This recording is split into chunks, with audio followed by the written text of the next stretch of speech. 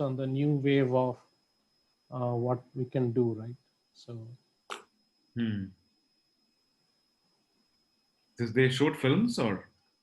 they showed some really nice stuff on the research, how you can scan people and then use and reduce the risk of shooting, how you can create digital doubles. They have a project called Meet Mike, which they did in real time of scanning Mike. So, can I come in? Yeah, Karan. Yeah, so we are live now. Oh, okay. Hello everyone, welcome for the CII SummitFX 1st to 4th of September.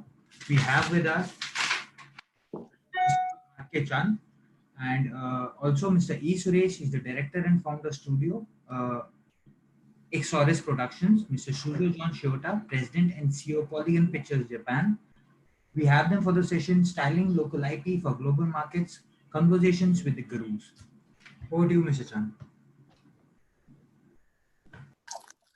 Thanks, Karan. Thank you, CII, for this opportunity for me to be part of this session. Welcome, audience. Good afternoon, and glad to have you all for this really nice afternoon chat in both India and Japan. I would say I would like all of you guys to welcome my fellow panelists and speakers. Shujo Shiota-san from Polygon Pictures Hi. Japan, welcome.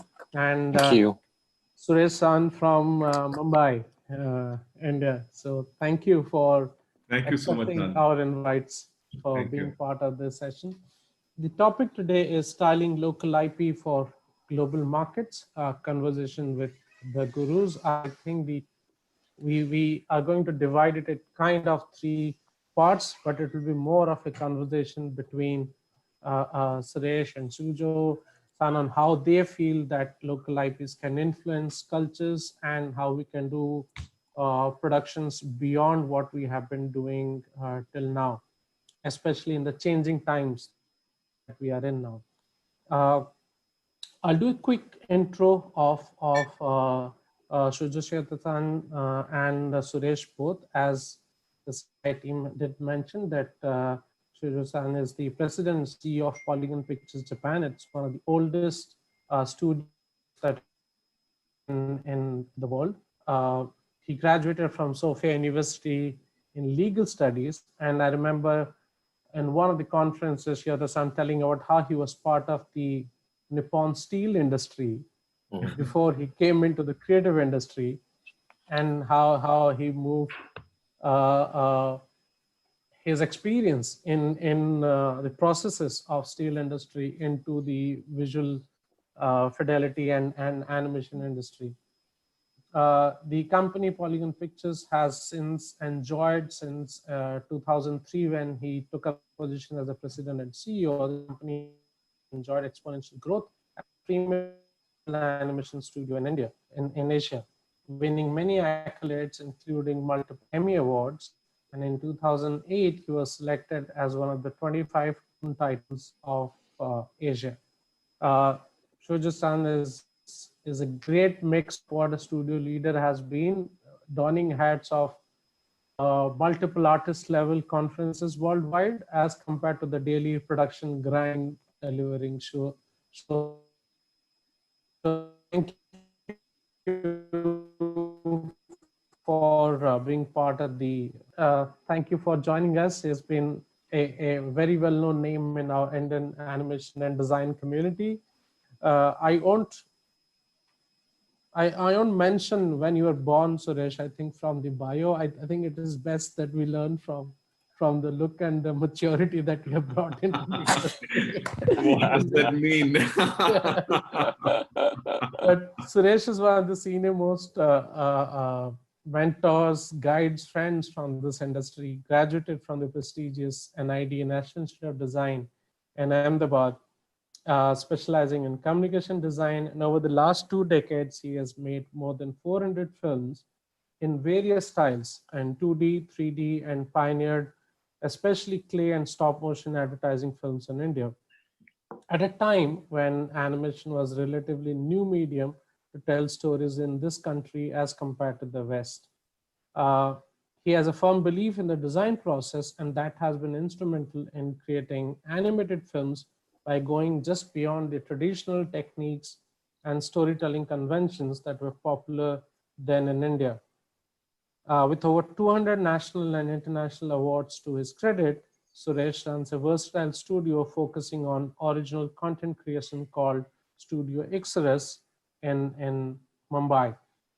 And one of the reasons why we thought that how to make local styles and IPs go global would be a great way to have Suresh from India talk about the culture and the industry around in Japan, and have someone like Shujo-san who's driving that now in the current context.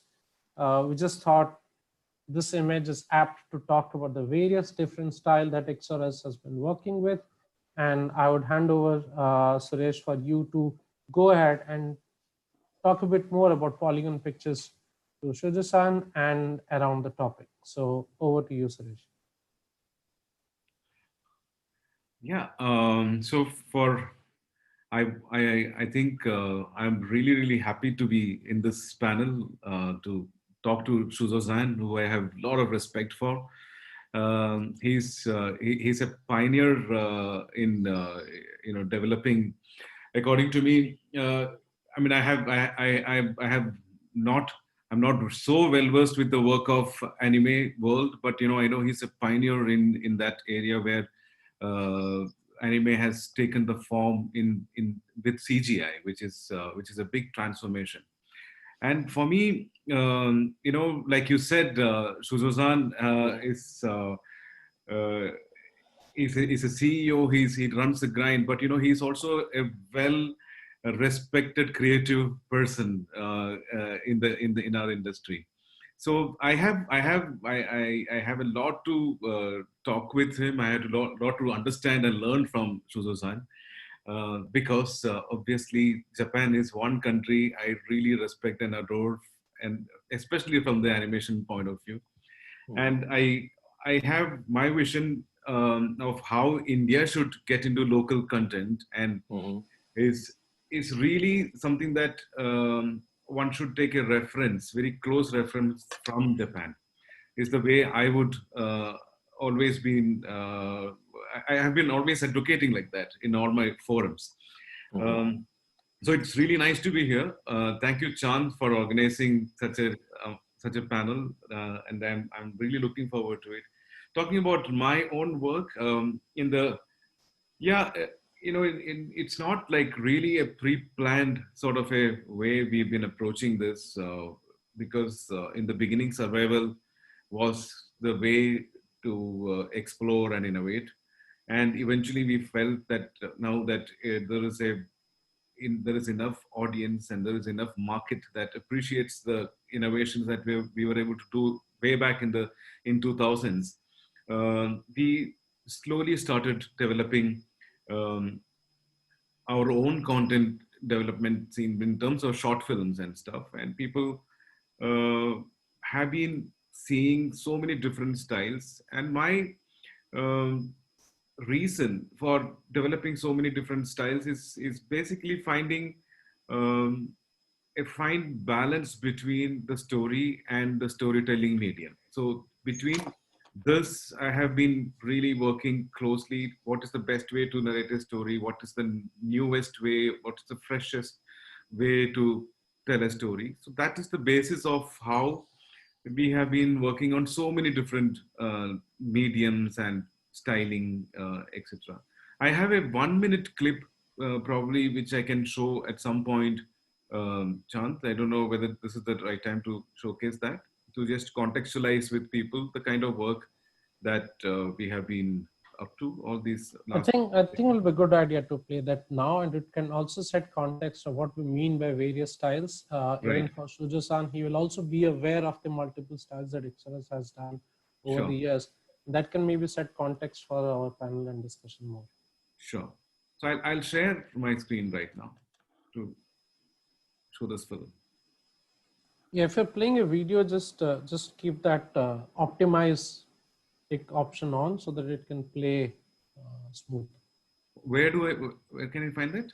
I think when you just click share, there are two buttons there just to say optimize video for Zoom thing. Okay. I can only see one. Yeah, just share screen and then a screen pop-ups and you can just Yeah. optimize video. There are 2 ticks.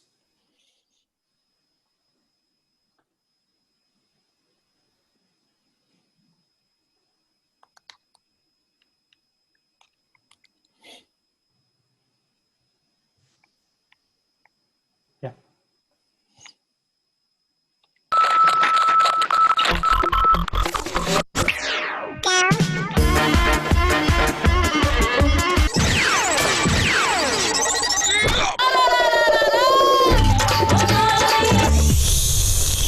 Say hello to my little friend. If you lose mine, look in the behind.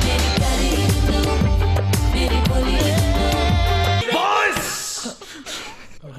Girls!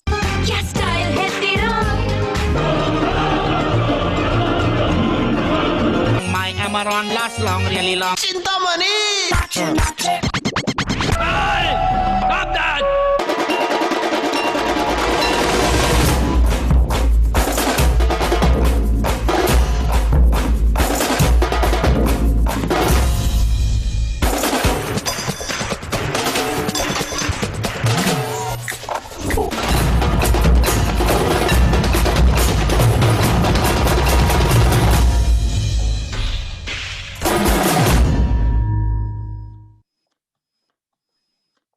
So that's that. Yeah.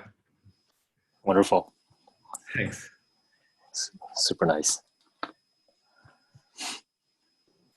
Thank you, Suresh. I think for the way that I feel we should address is to start with first the context. We all know that anime is one of the largest exports from Japan, and it has gone beyond just creating the market over the last 60 to 70 years, if I remember from our last discussions in Japan, to being also a major consumption medium and of entertainment and a style which is accepted and has a fan following all over the world. So maybe Suresh, that could be the first part of going on the style part. Like something that I understand. There has been a huge tradition of manga in Japan, right? Yes. And I have seen a culture where film directors, animation film directors, always consider the writers, the creators of these manga stories as almost like gods. They are like, they are the ones who are thinking. It's a very different sort of a culture where worldwide for animation films, directors are respected. But, I've seen a culture where in Japan where the writers are revered. They are respected most. So can you tell a little bit about how long manga has been around, and how many years has it been developing? And it's a great question, and it's I think it's just a continuance of variety. It's an evolution of things, and Isao Takahata, the famous director of Ghibli, and there's a quote he mentions that the history of Japanese animation dates back to the 18th century. Wow. To this particular drawing that depicts birds and animals, chasing each other, and it's a scroll. And in itself, you can see movement, even though it's just one frame. But there's a linear timeline that you can see in the scroll, which is basically, he says, animation. So I think that Japanese, from very early on, has had an inclination to tell stories using visuals, and that has kind of evolved into things like manga, the comics. It really took off after the war, after the Second World War, which we lost, and we lost everything. And so all for the most viable form of entertainment after the war for kids were those comics that we borrowed. There was this moving like trucks that had crates of these mangas and that you can rent for pennies, you know. And also there were these traveling, we called it paper theater. I don't know what you call it, but you know, basically picture storytelling, but there's a guy who tells it, you know, and he's got this gadget on the back of his bicycle, and then he would tell stories making voices and stuff, and that was like the kids' entertainment for most kids who are, you know, most of us are really poor after because it was disheveled. And so that, I think, you know, from what obviously I wasn't born then. Yeah. And so it's basically based on what I hear and what I've studied, but that's taken root in to the Japanese culture. And that kind of evolved as we went into the becoming a developed industrious country again, into these different types of mangas, depicting, you know, various genres, you know, and it really took off in 1965 with Astro Boy, whose writer was the Osamu Tezuka, who, you know, was very much inspired by Disney, yet he was telling, you know, worlds of what we could be, and it was very inspiring for Japan at that time, where we were finally getting our roots back after the war.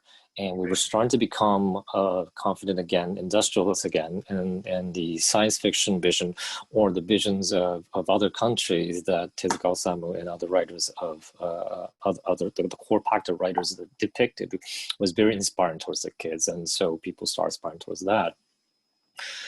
And it just went on, you know, so I'm sorry, it's an evolution from the 18th century on. Wow. The years in transformation going on for 60, actually, well, yeah, so 60 years plus. It's a long time coming. It's a long time. I've heard about it, and I've also heard that, you know, the best popular mangas are the ones that get made into anime, like an animation film. So that, you know, there is a lot of success of the manga that is weighed by the industry, so that, you know, the popularity of the manga characters would really trigger the boost of the animation film, and that's how animes were produced mostly. Is that trend still the same, where, you know, the manga become popular and then animes are coming out of there, or? Yeah, absolutely. So, you know, because there are so many publications. Well, now because of the smartphones and stuff, right? I mean, it used to be a common sight for people to have a magazine, a manga, which usually comes up weekly, bi-weekly, or monthly, and then there's hundreds of publications that come out, and each of these publications have upwards of 20 different stories of episodics that's going on, and you would have multiple mangas coming out each day. And so you will find, if you get on the trains, you know, people of all ages would have these magazines. And so we have plethora of story to pick up on. And the thing is that because it's a weekly, bi-weekly, or monthly thing, there's already a marketing that's going on in that. So there's a selection process. I mean, for one, it's a very narrow window to get into these magazines. So there's already a selective process there, and once you get in, it doesn't mean that you're going to be, you know, a popular writer. But after this process of being not only after it goes to the magazine, there's a process where the popular ones get into individual books that has each of the episodes in one, and that sells on its own. So, you know, there's a marketing process where the producers already know which things are popular to whom, which then gets made into anime, and also one of the characteristics of the Japanese market is that, unlike many, you know, other countries, it has evolved to a state where comics and animation is not just for kids.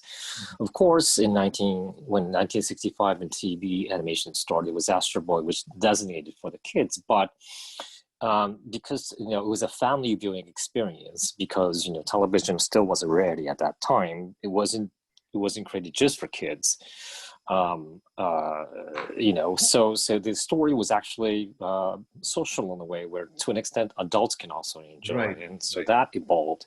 Yeah. Is said to be that there's like 3 boom stages of animation in Japan. The first one being in 1965. The first, you know, animation film that was created was said to be 1918. So we just celebrate 100 years of animation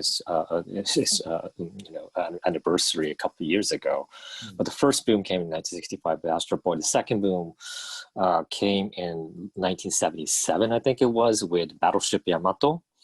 That mobilized not kids, mobilized older kids in their 10s and 20s to go to the theaters en masse and to watch Battleship Yamato, and which then kind of evolved into these Macross things. And what they would do is buy more expensive toys of these battleship and, you know, kits and stuff, and they would spend more money because they had more money. And the third final boom came in 1995 when the rest of the world was kind of like all over Toy Story and, you know, games, digital games on, you know, high performance platforms. Yeah. We also had this surge that not many people noticed at that time where Evangelion came. And so this new genre of more sophisticated, more social minded anime that is broadcast at late nights came, which is still going on today. So there's multi-levels of stories told to multi-generations of people, and depending on which, you know, age range you are and what you're, you know, catering to, there's something for everyone. So it's quite rich. I mean, you know, that's the positive side of it. I don't think there is any country or industry that has that breadth of content. Absolutely. This freedom to create all these things. But at the same time, you know, the industry has its own problems, which we might get into a little later as well. Right. No, I think one of the most inspiring thing about what I've seen in Japan is that the youngest 2 adults, they all have a reading habit. They all are addicted to manga. They in the trains I've seen that, you know, nowadays on the phones they have the manga on the phone probably, but, you know, otherwise everybody would be reading books. And I know that Japanese homes, especially in Tokyo, they're really small, and I used to wonder where they keep so many books that they buy, and they're like really chunky big books, right? And you know, like we all love to you know, possess the book and own it and not give it to people, and, you know, because it's your collection. So I've seen that it's and I've also heard that there are kiosks where people can go and sleep for a couple of days and read continuously. You can go in and like just take your mattress and whatever and just you know, read, sleep, and come back, which is a very great sort of a culture. I mean, in terms of reading, I feel like in India, I can see that the younger generation is not so much into reading. Like, you know, probably, you know, it's more they take in more shows, and televised content is more absorbed. So this is any reason why so much have you ever wondered why in Japan people read so much? Well, I mean, yeah, but one of the things is that we have a very free mind as to what reading is. Yeah. And so reading manga, you know, is an acceptable form of reading, whereas in many other countries, reading comics is not fooling around, you know. Yes. But we have had a history of like learning history from manga, or learning even economics from manga. You know, there's a manga book for each and every topic, and I think the Japanese culturally has an understanding of reading stuff visually.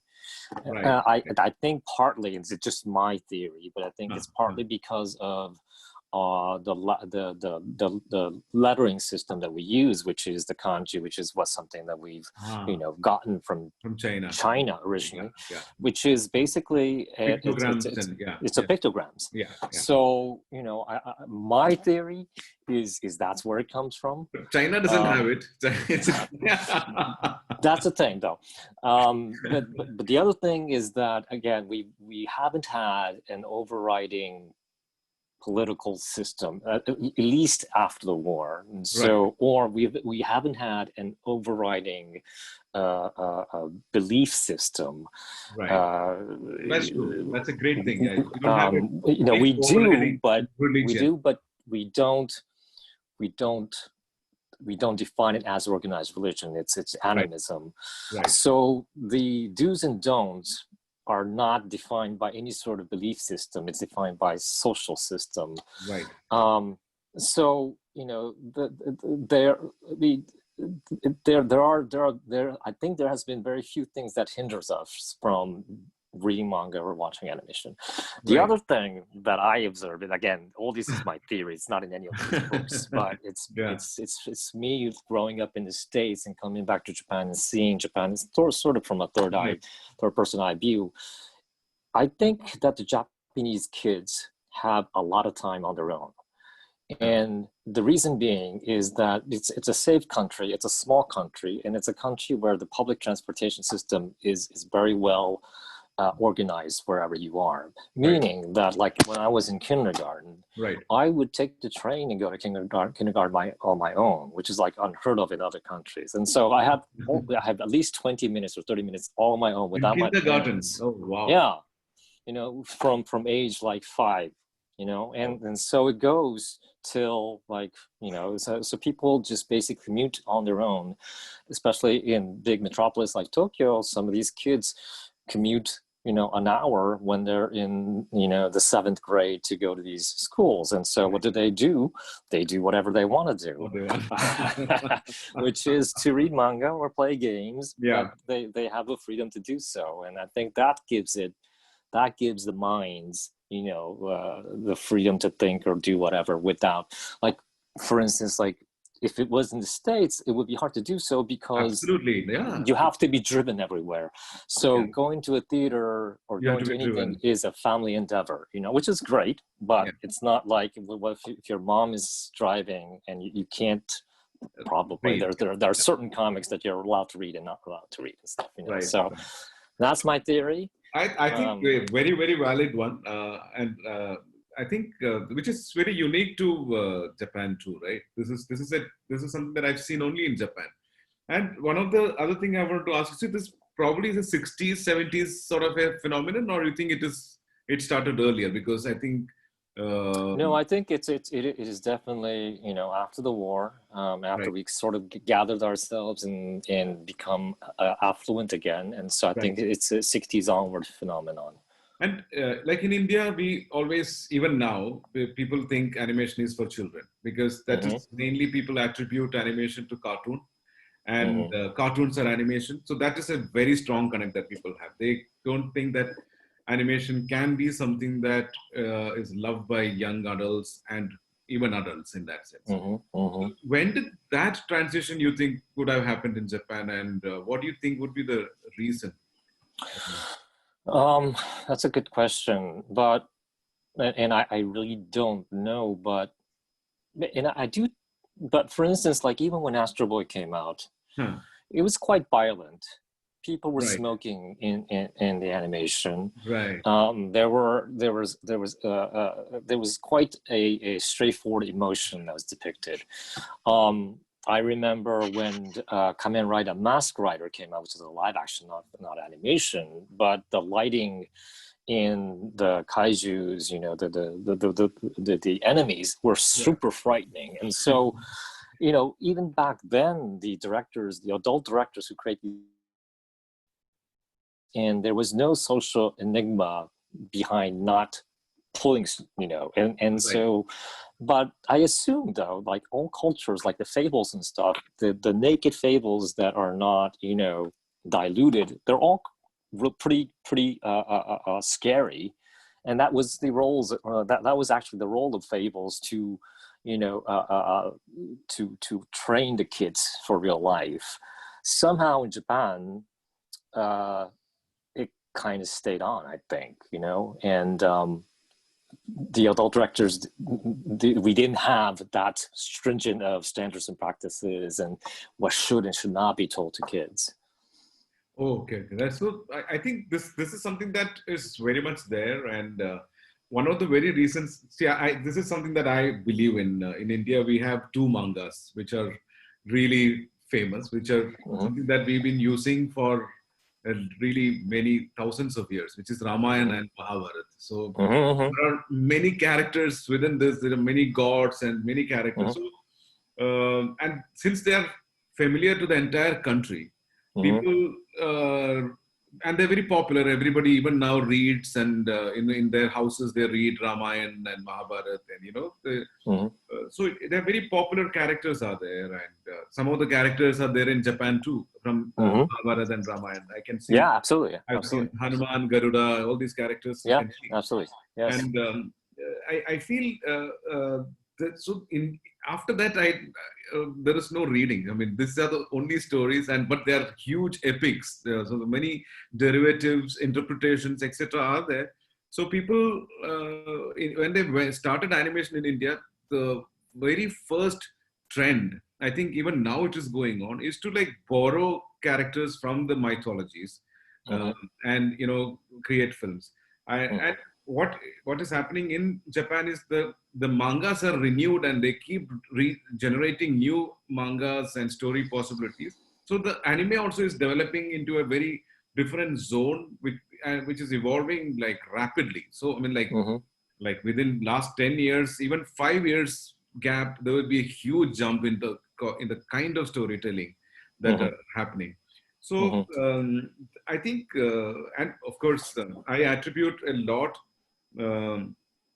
of the credit to Japanese culture because this, since in the beginning Japanese live action cinema was really popular. Yeah. We all used to respect like Ozu, Kurosawa movies. We've all studied cinema, watching all these films. And right. Somewhere, I mean, I'm sure there is a big cinema industry, but the anime and the derivatives along with manga has become a lifestyle. It's become part of people's lives in Japan. And somewhere I've heard, I don't know whether it's true, since you were in the steel industry also, I wanted to cross check with you. I've heard in Japan, anime and animation industry as a whole, if you put merchandising, toys, anime, manga, everything put together, it's in terms of GDP provider, it's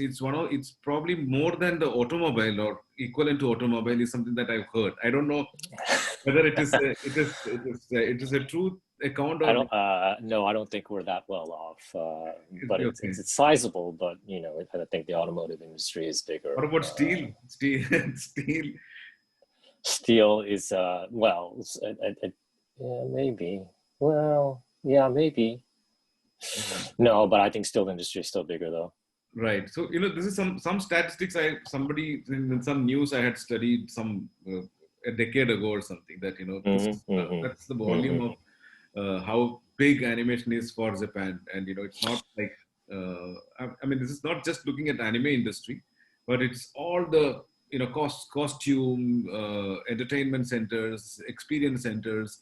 There's so many other things that are. Oh yes, absolutely. Animation and manga. So absolutely, yeah.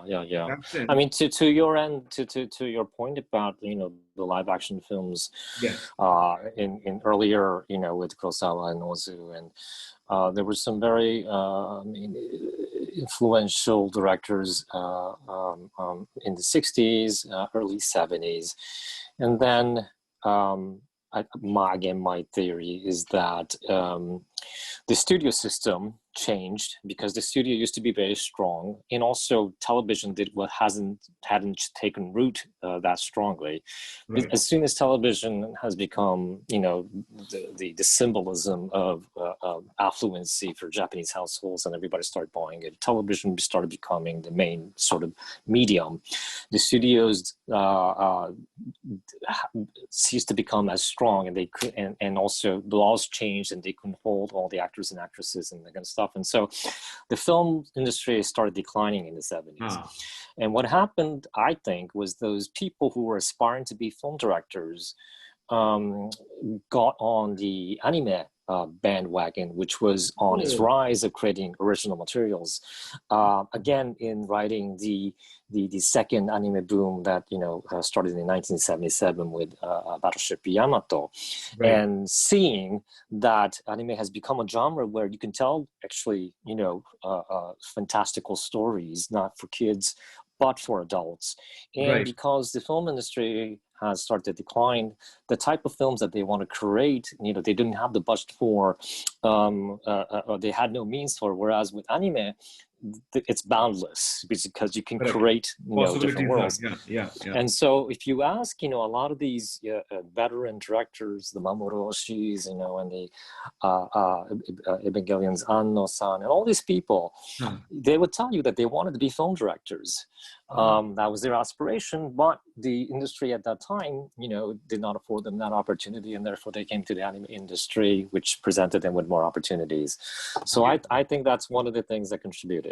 Oh, this is something that I have never heard, that actual live action directors wanted to do animation. Is something that it's not like in India. It is not. It's probably considered demotion.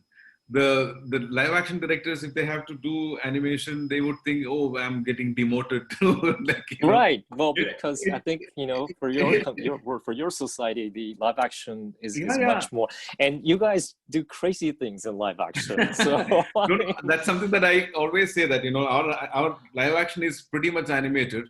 So there is there is no requirement for animation. People feel that our live action films are anyway so mad and animated, and what is the need to have cartoons separately? We have live cartoons.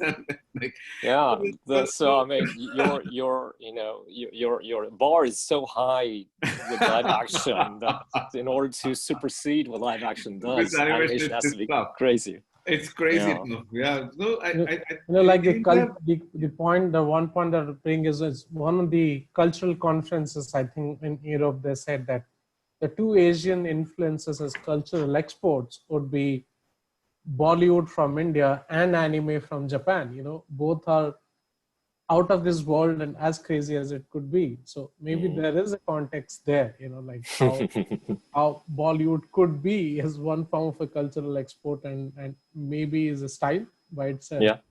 But the deal is, in Japan, I've seen that, here there is a bit of disrespect to the art because, the actors and that world is more glamorous and stuff like that. So, when they actually look down upon animation a little bit. It's a mindset right now, because they look at animation like a technique as of now. In India, it is just a technique, and they feel it's not the film studios, big film studios have not understood the merit of animation, that, animation is timeless. If you release an animation today, even 20 years later, that animation would be relevant. But a live action film will not be relevant. Today the star is a star. 10 years or 5 years down the line, that star is no more somebody who people want to see. So it's that in animation they don't get obsolete, because the characters have no barriers of fashion, trend, or anything like that. So it's a bit of it's evolving. It's evolving quite fast, but. In one of the, I think in 2000, the most successful Indian animated film, which was actually made at a shoestring budget, but it did really well, was based on Hanuman. Further, it actually opened so many avenues for animation films, and in fact, there were a lot of scripts that were developed in the Bollywood. where they were taking old, successful Bollywood films and they replaced it with dogs as characters. So, you know, it's the same story. There is no difference in the story, but it's just the dogs that are acting as the human, in replacing the human character. So these are like pretty stupid sort of moments where I feel that, you know, they're not given justice to animation and thinking in animation, you know. That's one of the things I've seen in Japan. They always respect the author. They respect the creator of the character who's writing it, or, you know, the manga. Like Tezuka is like God, and, you know, like and again, it's a contextual thing in that it gained root when television was becoming a dominant medium, and it was Tezuka, who is the Suresh of Japan, who started that movement, and because it was on TV, supported by a sponsor, it was automatically, you know, tied with products, and so the mechanism clicked from the beginning, and it was successful. Right. So the respect is coming from, of course, the art itself, but also because financially, it was very significant, the world that it created.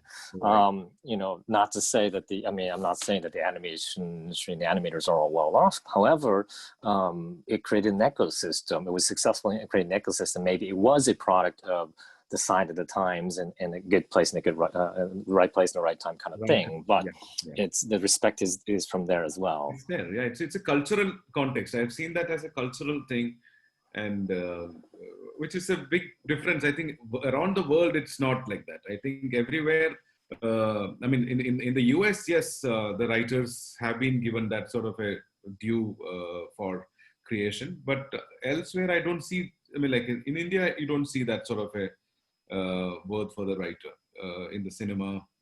Also, you know, they don't get that as much credit as the others in the. I think it's a different sort of a trend. One of the other thing that I always wondered is that how like when did for animation to become something that the older people appreciate. See, this is the kind of barrier that we have right now. Right now, it is always thought as it's only for children. I mean, how does it become like the topics are also, like you said, they've been pretty violent and stuff. But is that, you think that's only mainly because of the government freedom and liberated sort of a thing that it became an open thing? Even I know even pornography in terms of anime and manga is also very, very much open in the It's not restricted. It's a very free sort of a society, and yet I don't see any I mean, not reported problems because of all these things, right? Yeah, it's again, I think there's a general foundation recognizing that pictures are a very viable tool to communicate stories in general. And so again, there's our weekly publications of pornographic magazines, not just for guys, but just for ladies as well. You know, depicting, you know, all types of genders of love, you know. And we have this issue. Well, we have this censorship in that you cannot write genitals, but you know, but there's this crosshatch that makes it even bit more pornographic. But yes, so generally, it's an accepted form of telling stories. Which is helping, and there are people who are willing to buy it. So the economy persists, and because there's so much stories that are going around based on pictures, we have a lot to choose from to make it into an animation or into other things. So it's an ecosystem. It's an ecosystem, and one very, very interesting thing that, you know, I came to know about anime and Japanese animation much later in life, after when I was studying at my design institute. That's from the 90s. I mean, I thought Disney is the most is the head office of animation. That's the notion we all had. Like even when we saw Aladdin and Lion King and all in the 90s, we thought that's the best that is possible. While Miyazaki had done Laputa in 84, and that's such amazing animated feature films done in 80s, which we had no access to. So what my question is this, that Japan actually created the content for themselves first. I mean, it's not something that they thought, oh, we will make it so universal and make it so marketable that we'll go with very shallow stories, very simple stories, which anyone can snack and consume. So the stories of all Miyazaki's and Ghibli films have strong values, strong environmental concerns, and they're not simple threats like how you see it in Bollywood, no, Hollywood. I'm not even comparing Bollywood, but Hollywood. You don't see that straightforwardness even if you see Kung Fu Panda, there is a clean curve. It's not multi-layered as a story. Beautifully written, beautifully animated, but it is intended for a massive universal appeal. It's not sharp. Right. It's not sharp. Like, okay, this is something that we as matured audience in Japan want to consume, and we don't want shallow stuff. And that's how most of the anime were developed in the beginning. So they never intended to be for export. That's what I understand. And yeah, I mean, there was a time where up until like early 70s, we tried to do something for export, but the Japanese in general are bad salespeople. And what a sweeping statement. And by that time in the 70s, our economy and our population has grown to something that is sustainable. So we kind of shifted gear, and especially after, there's the boom to providing for ourselves. And international sales was an afterthought, and so we kind of sold the properties for dirt cheap in perpetuity. That's why you see these programs in the 70s and 80s running in cities in South Africa or something, and I go to South Africa and say, it's like I grew up on this thing, which was like in the late 70s, because it's always in circulation. So it was doing like back then, we didn't know it and we were just being cheated, but Google like business where everything is free to play, and and it took us, something to 20, 30 years, but it gained recognition. Right. So there was like underlying respect system. And because, and because we, again, the domestic market was first and foremost, there was a piracy thing that was happening from like the late 90s where internet was valuable. Then they became this fan sub thing. Or even before that, people were, exchanging VHS and doing some viewing things because they couldn't get a hold of it.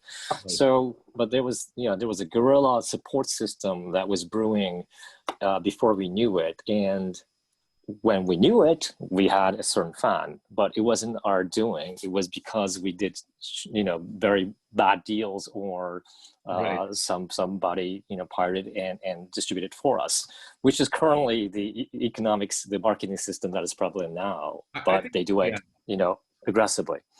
I have a feeling it is the same model that Bollywood probably has done. They were done cheap. People were pirate. There was a lot of piracy. And it's now globally popular because of that.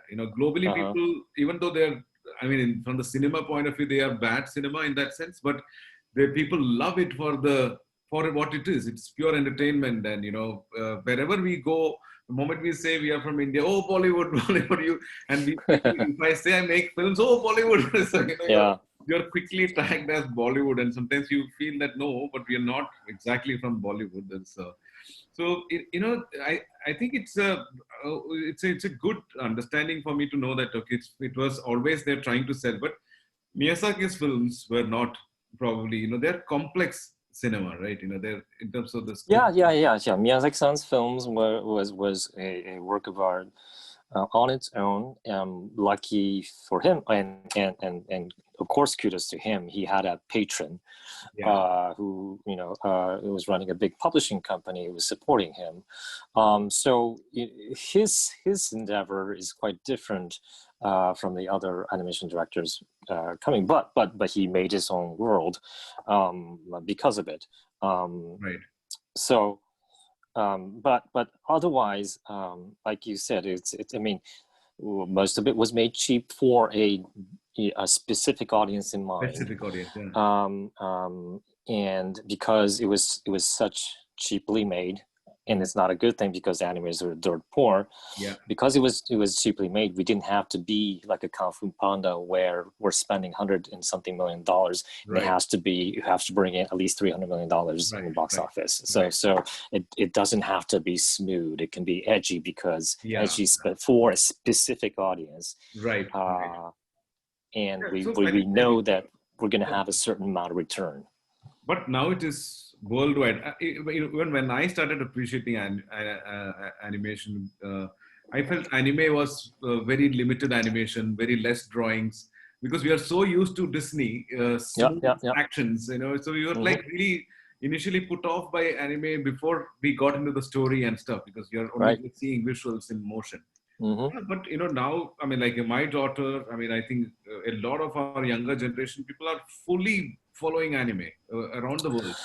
I think part of it is historical. Our sense of aesthetics has been historically minimalistic, and so our perception isn't the same as the Western eye, where it's more. You need depth. You need more visual information. We have been historically more inclined to a simplistic viewpoint, but the other part was because we had to deal with lesser budgets, and therefore we had to come up with a way to tell a story effectively using less frames, which was more defined poses or using graphics to emote, like flowing backgrounds or bigger eyes or these emoji things, which has now caught on in the age of the smartphones as emojis. Emoji is a Japanese word, and it's so Okay. Oh wow.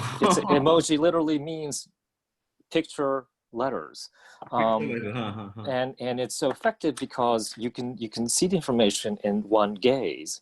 But that's something that we honed, over our evolution of manga and animation. I remember when I was living in the States in the early 70s, and I would draw a character based on a Japanese, like a Japanese manga with these big eyes, and they would tell me, Shuzo, dude, what is it with these big eyes, man? It's like, humans don't have those big eyes. Are you crazy?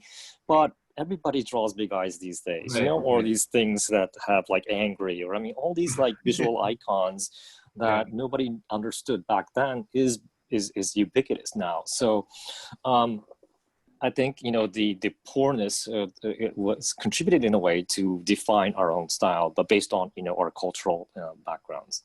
Right. So is that translating? I want to just has that translated to also the kind of films that we see now? I mean, with the beyond the, as you said, the free distribution of anime, platforms and OTTs are helping now in many way of taking the stories and concepts everywhere. Like I showed Miyazaki-san's films to my daughter over Netflix, and it took time, but it's there now. It's great.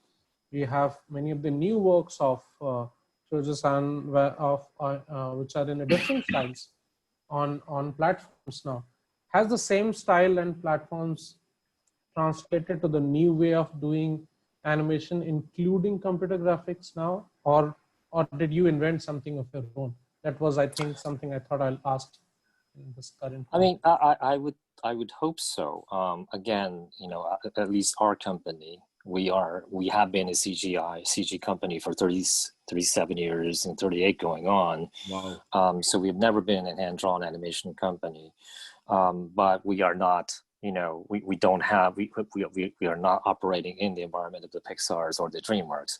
And so if you ask us what our foundation is the Japanese culture and Japanese aesthetics, but we have to differentiate ourselves from the hand-drawn animation, the masters of the hand-drawn animation. There's something about hand-drawn that you just cannot beat because you're drawing over the same frames 8 times at least, which gives it a vibration, from human that cannot be emulated by a computer for quite a long time, probably, And so we have to not copy, but play upon the things that they created, but make something that is different enough that people will not compare us with hand-drawn animators, but we would not be competing with Pixar's. We would find and we would be lumped as sort of like, you know, Japanese-esque, but a little different, you know. So I think it is making a difference, or we need to make a difference, I think. So one of the things, I mean, it's amazing that this new genre of animation, I mean, at least in the look, is coming out of your studio, and it's becoming a trendsetter worldwide. I wanted to ask you, you know, in India, since the time I've been in this industry, 90% of the industry is service studios. It consists of service studios. Right. And Japan also has had a great history even now. I mean, including Polygon. I think it started as a service studio in the beginning, right? Actually, it's the other way around. It started first 18 years. The founder was saying we would never do service work, and we almost went bankrupt after 18 years. And then after I became president, we were focusing on service work for a long time until we had enough money to do something original on our own. So it was up and down. There were many studios in Japan that used to do service work. I remember Simpsons and many other productions. Right. Doctor Animation. I don't know which one. Yeah. Up until the early 70s, yes. Yeah. So there were a lot of such studios. Are they still around, or have they become content developing studios now, or have they just vanished? Well, it's shifted in. They are service studios. However, they are doing service work for the Japanese market. And because the Japanese market had matured to the point that it was able to provide work for them instead of getting it from the Disneys, what happened was that Japan became too affluent to be afforded by these product Rankin Basses. And we used to do most of the Rankin Bass kind of stuff was done in Japan up until like the early 70s. Then it went to the Philippines and Korea, and then it's just moved on to China and India, cheaper economies, right? Now they've come to China and India. Right. Earlier, it used to be in South Korea. I remember I've been to South Korean studios to actually outsource work once upon a time in 2007-8. Philippines also, but I think they've moved to India and China probably now. Yeah, I mean, but it's an evolution as well. It's an evolution. Yeah. China is currently too expensive to be an outsourcing partner. Content in a country. Or how do you balance? How do you balance like Polygon does? Both. I mean, that's a great question. I mean, doing original work is very, very risky. So we have seen so many studios who have done maybe well for a while and then not, and then go down. So the balance is extremely important. And so I think we do 20 different projects at any time, but of all these projects, the one that we actually produce is probably 1 out of 20. At any time. There are others where, we're very involved from pre-production. We get production royalties. However, we're not funding it. So, I do think you seriously have to be very careful when you're doing original. And there has to be a portfolio of doing some service work. And service work is not bad. It makes you smarter. And allows you to do a lot of different range of stuff. And once your ability goes down, you get to deal with clients that are, more adventurous, and then you get to go into worlds which you may not have been afforded on your own. So I think it's a balance. What I meant is, Susan, service studios have so much skill, but they are used to a certain amount of expense that, for in the beginning, if we have to start developing content and in collaboration with service studios, is there a way that has happened in Japan which we can reference or something? Or I just think it's for in our case, for instance, where we started doing original things in 2013 for the Japanese market. It was a person that happened to join us then who had storytelling skills and who can organize a project. And so if not for him, we would not have been able to do so. So this person who's got the creative vision, the ability is very, very important. But secondly, there needs to be a market for your material, or you're going to be getting into very dangerous zones. And, I don't know about India. We talked about it briefly about how Bollywood is so like animation, but I think that's affording you an opportunity to come up with a completely new concept of what animation is. So it doesn't have to be like Disney. It doesn't have to be anime. It can be, Right. it can be what what the hell is this kind of thing, right? Yeah. Because I mean, Yeah. the division between animation and live action is becoming very, very blurry. I mean, what is a Marvel film? Is that, I mean, Lion King, is that an animated film or a live action film?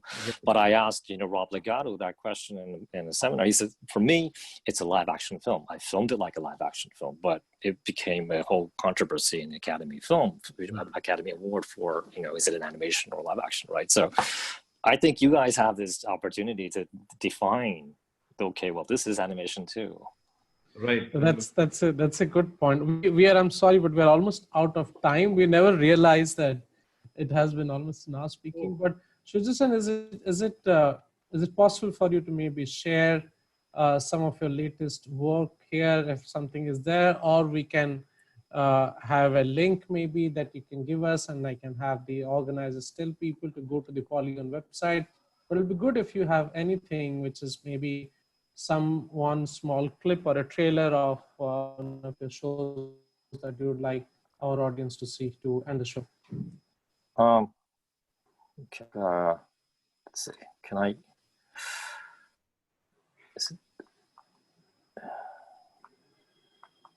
I share maybe? Yeah. Am I sharing the screen right now? Yeah. Okay. Let's see. I'll play a show reel of ours if I can. This is good.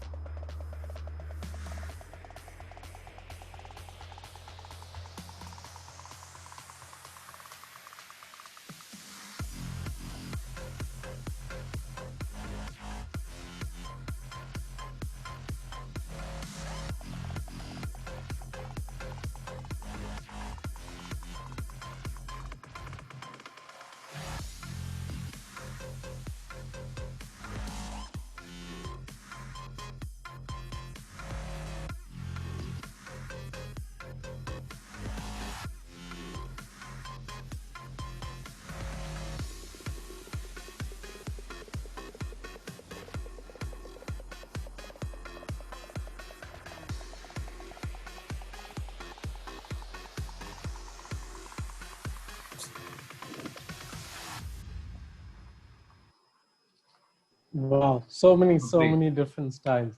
So many different styles. Fantastic. Thank you. Yep. Fantastic. Thank you, Shuji-san. Thank you so much. Thank you for having me. It's fun. Yeah, I hope We could the go on audience- for another 2 hours. But Yeah, it was really fun. But we look forward to catching up soon, maybe in some part of the world and some physically, festival yes. when this Yes. craziness opens up again. Thank you so much for your time. Thanks to you for Thank you, inviting me. Suresh, for doing this. Thanks so much. It was a Thanks, pleasure CII. to get into this discussion, and I didn't know how the time went. Thank you, Shuji. Thank you, Chan. Thank you. Thanks. It Thanks. was wonderful to Thank have this you. exchange, and I want to listen to it again to, study more about Japanese animation. It's amazing. I mean, thank you so much for the insight. Looking forward to this new type of animation that's coming out from India. Yeah. Blow our minds. Yeah. Bollywood in 3 times. Yeah. Thank you, both of you. Thank you. Okay. Thank you, CII team. Thanks. Bye. Thanks.